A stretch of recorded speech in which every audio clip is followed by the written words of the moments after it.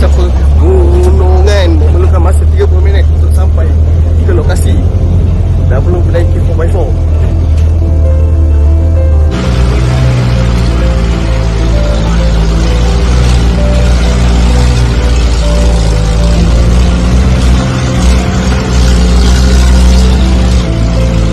Ekspedisi mencari madu tolong mungkin ke Pokok Tualang. Inilah perjalanan ke Pokok Tualang sangat ekstrim, memerlukan kenderaan 4x4 untuk masuk ke hutan.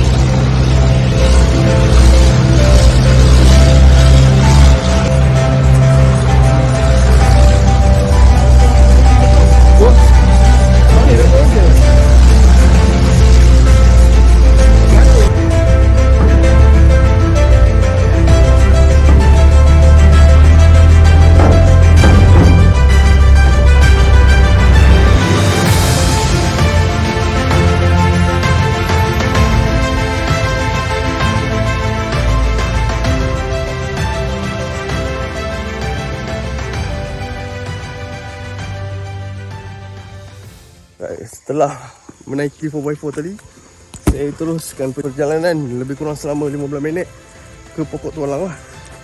Okay, seperti yang anda dapat lihat, ni semua pegunungan, susah nak sebut. Okay, InsyaAllah dekat sini ada lebih kurang 50 sarang yang kita akan keluar hari ni. InsyaAllah nanti saya akan tunjukkan video bagaimana proses memanjat pokok sehinggalah madu dibawa balik. Okey, teruskan menonton. Kita dah nak sampai dekat Pokok Tualang.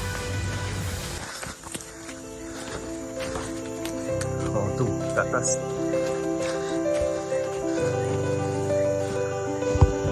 Tu adalah pokok yang buat lebah. Kalau sana nampak.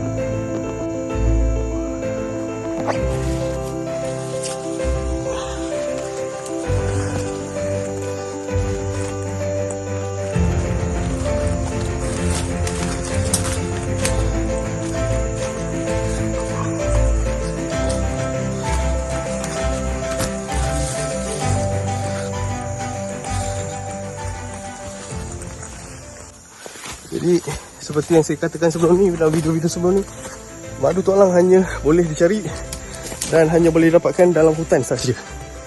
Ia hanya adalah lebah liar yang menghasilkan madu secara liar di dalam hutan.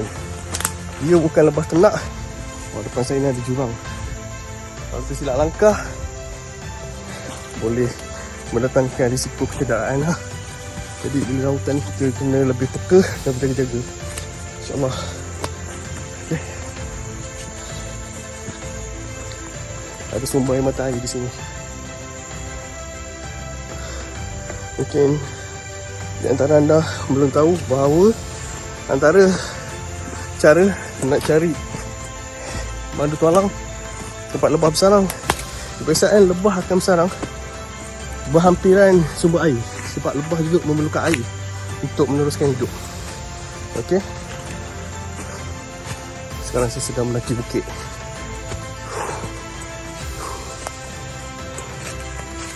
Kalau stamina tak kuat, tak boleh join. Semalam ada 2 orang rakan saya, kawan saya.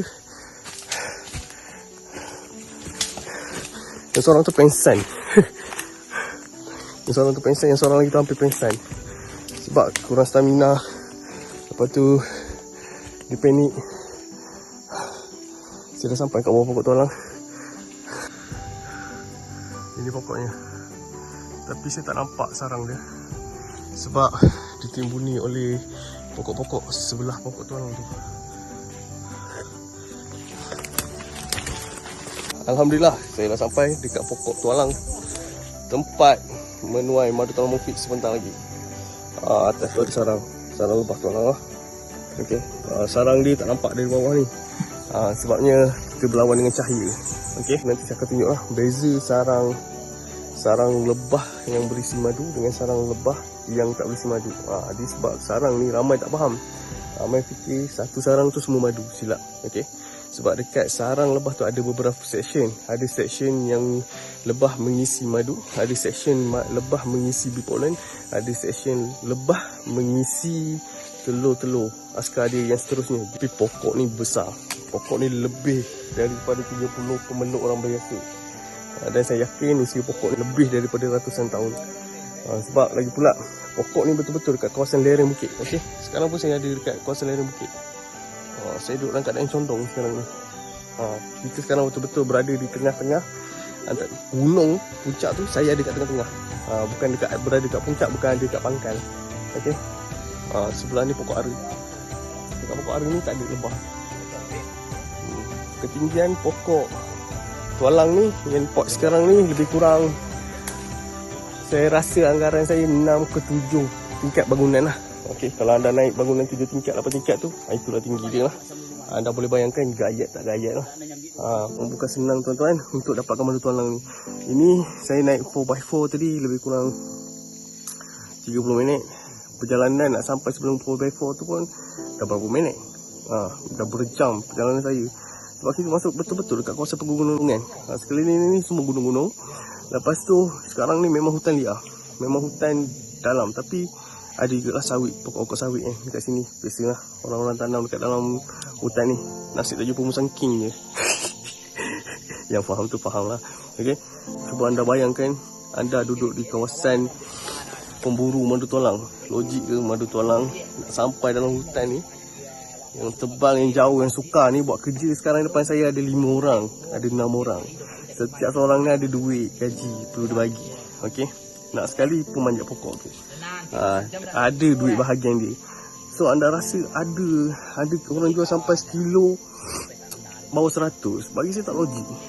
100 tak logik. Melainkan madu tu mungkin madu lain, madu lebah ternak ke, lepas tu diklaim tu madu tualang. Lepas tu dah mungkin lah dapat harga bawah tu. Tapi untuk madu tualang tak logik guys. Tak logik gila. Sebab nak dapat madu tualang ni bukan senang. Kalau dapat banyak macam sekarang ni, sekarang ni mungkin ada 50. Tapi kita tak tahu lagi kita lagi dapat berapa. So fikir logik lah. Bukan sengaja kita nak jual mahal. Tapi macam saya ceritakan tadi, ada 2 orang kawan saya bawa semalam, seorang pengsan. Dia sampai klinik tu, doktor terpaksa bagi dia oksigen. Jantung dia berdegup laju. Dia cakap dia nak mati lah. Dia betul-betul pengsan lah. Bukan saya nak tipu. Mata dia ni putih. Lepas seorang lagi tu nyaris nak pengsan. Panic attack, tak cukup nafas. Lagi satu nak pakai baju lagi bila kita tuai. Panas. Baju tu panas. Kita pakai baju 3 lapis, stocking 3 lapis, seluar 3 lapis. Panas. Tak bahagia buat kerja ni. Memang tak bahagia. Tapi itulah. Ini sumber perniagaan ni, sumber pendapatan saya. Jadi saya akan ikhtiar untuk dapatkannya. Dan saya sediakan yang terbaik untuk pelanggan-pelanggan madu tualang Mufid. Sekejap lagi saya akan tunjukkan proses seterusnya. Yang mana proses pemanjat akan memanjat pokok pula. Okey. Dia akan panjat bermula daripada bani ni. Dekat bani ni. Ini kita panggil bani pokok. Okey. Bani ni ada paku.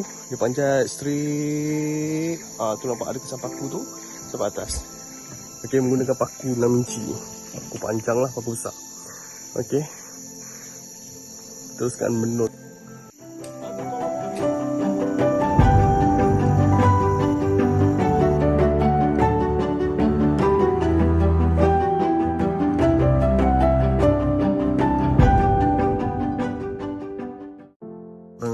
Tim pemanjat tengah buat tempat untuk bakar, untuk menghasilkan asap supaya kawasan sekitar sini lebah kurang hurung sewaktu kita mengambil hasil sarang lebah yang berjaya dituai. Kalau tidak, lebah tu akan terus menyerang kita lah.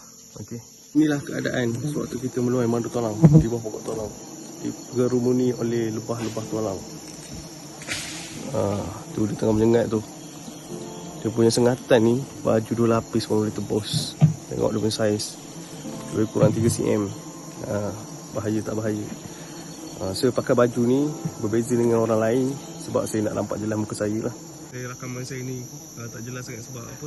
Saya berlawan dengan cahaya lah. Sebab keadaan hari ni cuaca redup. Dan alhamdulillah ianya dikira bagus lah. Sebab bila keadaan redup, pemanjat pun agak lebih selesa. So begitulah keadaan macam mana pemanjat berjalan dekat atas pokok. Tak semua pemanjat pakai safety harness. inilah risiko mengambil order orang. Selain bertaruh nyawa, penat masuk ke hutan, hasil tidak menentu. Kita tak menentu hasil yang kita dapat tu macam mana lah. Tak semua sarang ada berisi madu, ikut padak dan kadar. Kalau dapat lebih tu alhamdulillah.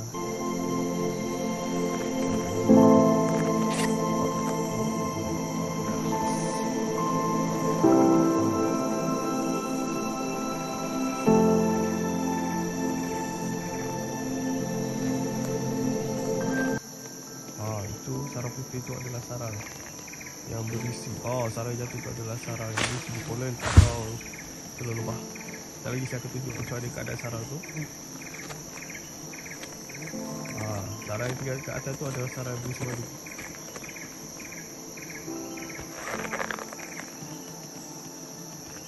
Banyak tengah potong sarang tu untuk dimasukkan ke dalam tong atau baldi.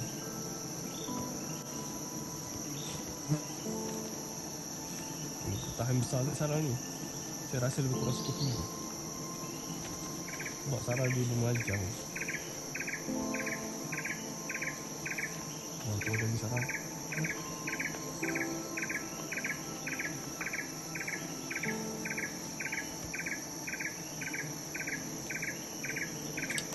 Besar sarang tu guys. Lebih kurang saiz badan pemanjat dah tu dari sini kau tengok.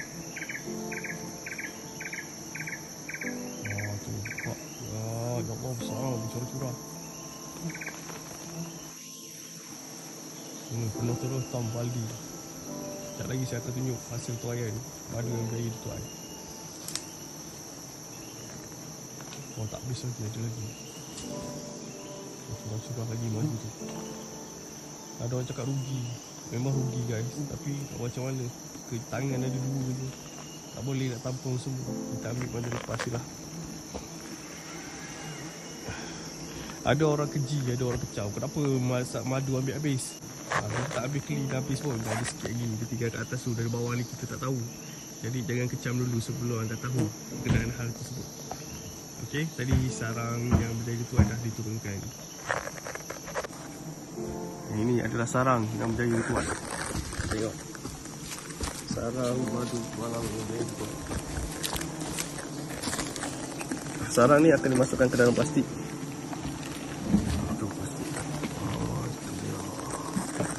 Ya, sarang betul-betul menandakan madu ni dah cukup matang.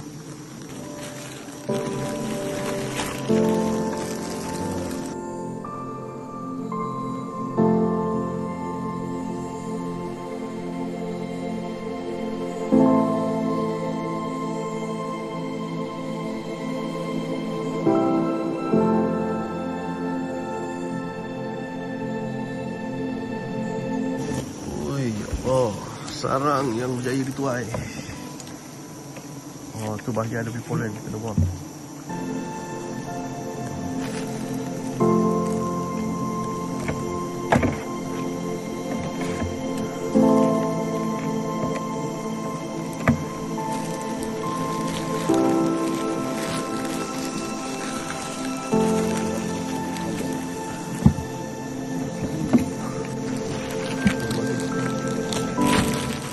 Matang.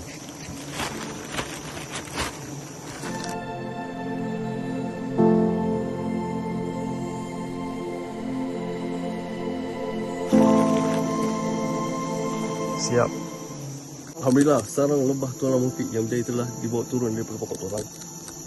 Okey. Yang kali ini warna cerah kekuningan. Okey. Ramai orang tak tahu yang madu ni ada pelbagai rasa, warna dan juga bau lah. 3 faktor tersebut dipengaruhi oleh sumber nektar bunga yang lebah tu makan. Jadi madu ni ada pelbagai rasa, pelbagai warna dan pelbagai bau. Okey, kalau anda biasa dengan madu tulang asli, anda takkan pelik dengan benda tersebut lah. Okey, itu dari sudut sains. Dari sudut Al-Quran, surah An-Nahl ayat 68 sehingga 69, Allah ada berfirman, daripada perut lebah tu keluarnya pelbagai warna cairan. Ini adalah keadaan tempat madu yang jatuh bercucuran daripada pokok. Ianya dipetik semula oleh lebah. Dihisap semula oleh lebah.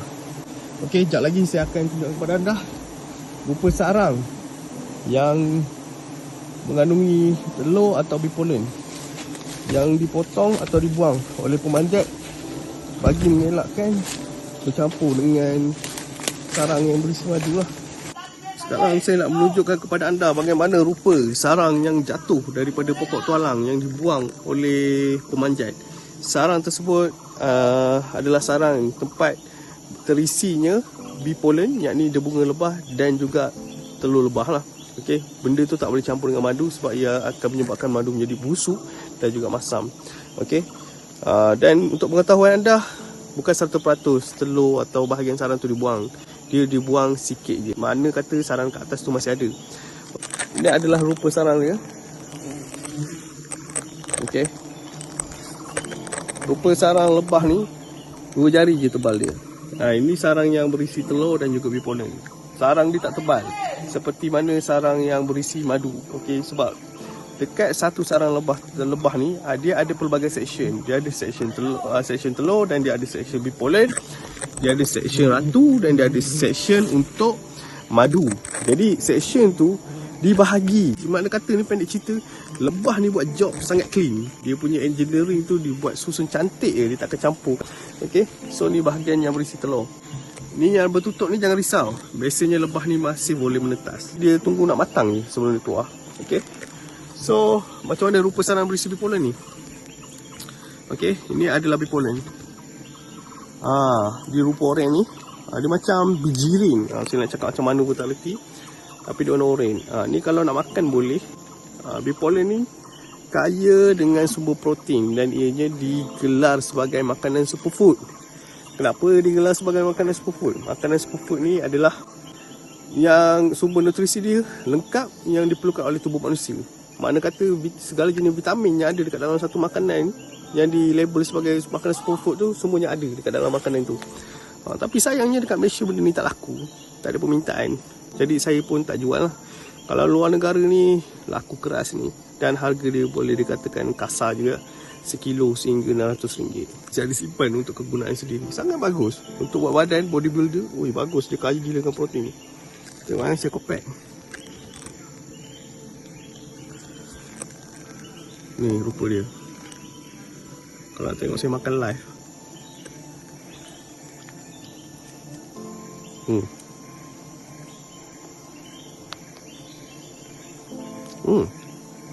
Macam mana nak cakap rasa dia? Dia rasa macam coklat sikit. Lepas tu dia ada masam.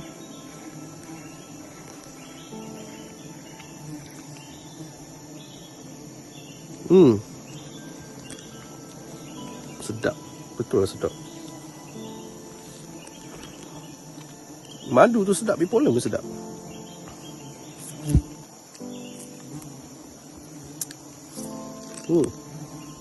Untung ambil madu tualang boleh rasa benda ni semua. Jangan kecam dulu sebab setengah orang dia kecam. Dia cakap, apalah musnahkan sarang lebah tualang apa semua. Dan kalau macam tu janganlah makan ayam. Kenapa sembelih ayam? Nampak tak? Dia sama sumber makanan kita. Memang Allah dah jadikan kejadian dia menghasilkan sesuatu untuk dimanfaatkan oleh manusia. Jadi tak perlu dikecam bila mana kita tuai madu tu. Kita tak musnahkan sarang dia. Kita hanya ambil sebahagian daripada sarang dia dan kita tinggalkan sedikit bahagian untuk dimakan. Okey.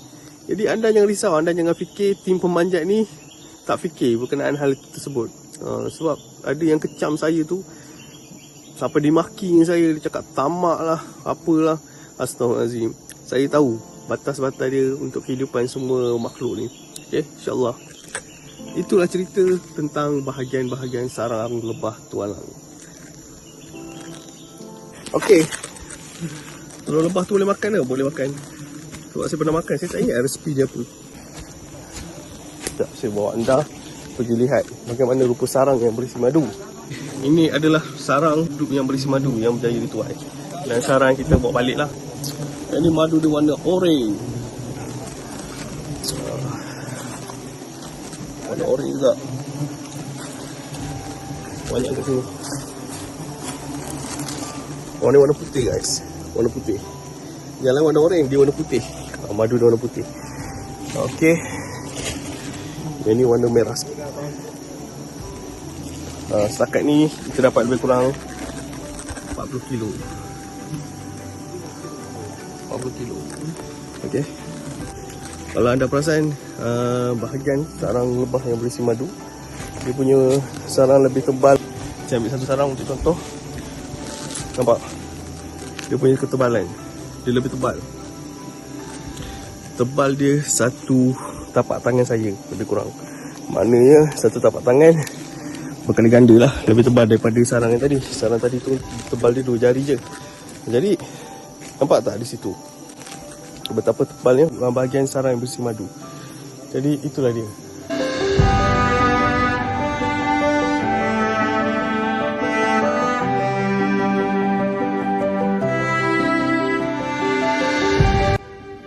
Ini adalah Apis rosata, yakni lebah yang menghasilkan madu tualang. Saiz dia besar berbanding saiz lebah lain. Boleh mencecah sampai 3 ke 4 cm panjang dia. Dan ini adalah lebah liar yang tak boleh dijinakkan, berbeza dengan lebah lain. Kalau dapatkan madu tualang ni, perlu masuk hutan, cepatkan ni. Ni pokok dia. So ni dah lebah dia. Sekarang ni dia tengah sedut lagi madu dia. Nampak? Adalah penghasil pada madu tualang mufti. Makhluk yang membantu madu tualang mufti. Sebab makhluk ni diberikan rezeki kepada saya. Alhamdulillah, segalanya datang daripada Allah. Ada orang cakap madu campur dengan air sebab tu cair. Ni saya nak buktikan kepada anda dekat bawah pokok tualang ni. Okey, madu yang baru turun daripada pokok tualang. Sengaja saya perah kat sini nak tunjuk kat anda secara live. Yang madu tualang ni cair, tak pekat. Lepas tu ada yang cakap campur air. Tengok sendiri, madu ni cair ke pekat. Tengok, tu penuh isi madu. Tengok, cair ke pekat. Nampak, madu jatuh macam air. Sebab madu tualang ni memang cair. Kadar air dia di antara 23% sehingga 20%. Memang cair. Ada yang pekat, ada yang cair. Bergantung dengan nasib lah. Dapat cair, dapat pekat-pekat. Tapi nak kata madu cair sebab campur air, tak logik. Apa sahaja jenis makanan, kalau campur dengan air, basi. Betul tak? Cuba ambil makanan letak air. Tengok makanan tu basi ke tak. Ni kan pula madu. Orang nak tipu, orang tak campur dengan air. Dia campur benda lain.